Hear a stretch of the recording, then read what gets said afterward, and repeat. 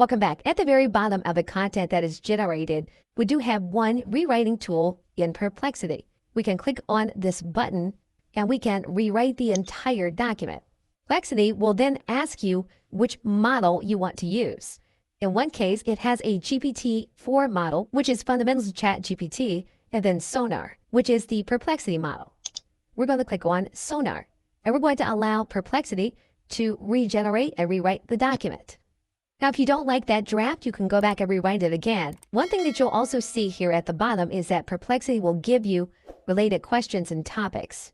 You can take any one of those related questions or topics, and you can ask Perplexity to expand on an answer with that specific topic. In some cases, this may be an element that you can add to your content as directed or given to you by Perplexity if it is relevant. And then that answer, once generated, can be rewritten and can be written with a specific model. Okay, so that thanks, and I will see you in another video.